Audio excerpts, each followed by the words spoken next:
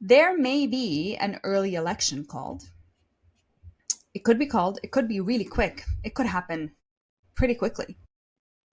Do you think it would be in Carney's best interest to call an election early, or do you think he should wait a little? I think it is in the best interest of Mark Carney to call an election now. The Liberal Party fortunes are not going to be any better between now and October, especially if Trump tariffs are still an issue. More time gives conservatives more flexibility with how they spend their money, and it gives them a lot more time to define Mark Carney. There's two competing interests here. I would say that it would be best for the Liberals to go early, and I also believe it would be best for the Conservatives to go early. Mark Carney has made some screw ups, and I could see them piling up between now and October, and that could paint a picture. Like I said last week, Brookfield was one thing.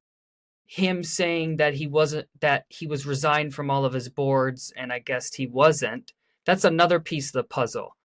And now the Conservatives are out today and they're talking about how Mark Carney could have financial interests in the United States, and it could be used as leverage by Donald Trump to pressure Mark Carney to do what he wants to do.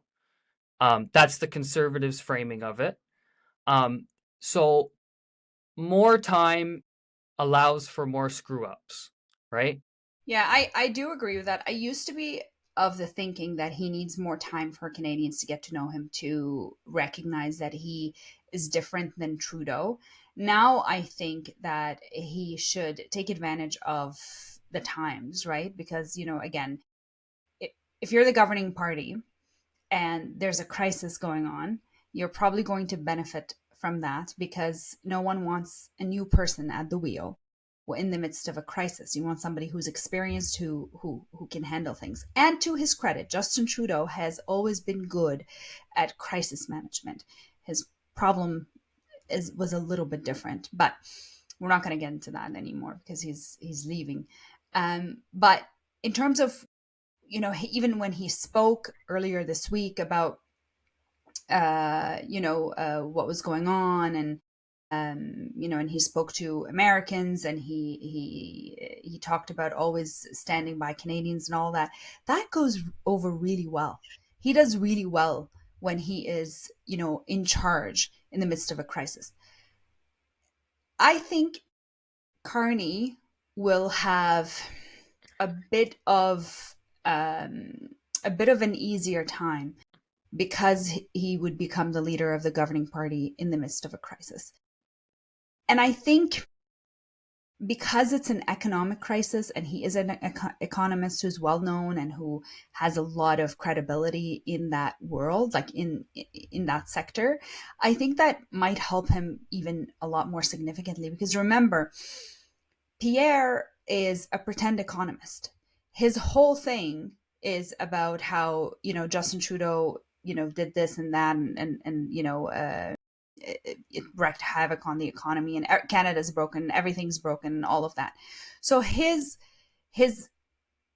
perspective, his take, his whole spiel is really, behaving as he's pretending to be an economist. And here comes this guy who's not only a real economist, he's ran two central banks. And now he gets to stand on stage beside him and he can call him out on anything that, he might not necessarily fully know or understand. So I think it would be good for Carney to go quickly. I still think he really needs to get rid of the carbon tax before he goes into an election. The carbon tax cannot be a promise from Carney. It cannot be a promise from Carney because people are not going to buy it. They're not going to believe it. Right? They're not going, especially as the Conservatives are now starting to paint this picture of him as a guy who says things that are not true, right? Because that's what they're trying to do. They're trying to cast doubts on his credibility, right? And that becomes a credibility issue. So then when he comes and he's talking to Canadians and saying, I promise to get rid of the carbon tax, the first question is, why didn't you do that before you called an election? Why are you asking for a mandate when you already had one, right? So I think it would be a huge mistake for him not to get rid of the carbon tax before the election begins. Again, I said it last week, I'll say it again. You want that conversation to be over. You want it to be case closed. We're done. Now we're going to focus on the future. We're going to focus on Trump. We're going to focus on the tariffs and what we're going to do about that. We're going to focus on how do we, first of all, fight Trump to get rid of the tariffs and protect our sovereignty and protect our nation. But also, what do we do if to protect Canadians as we start feeling the impact economically. So I think that's basically what his campaign should be focused on, and they should just get rid of all the other stuff that were the Trudeau, the conversations and the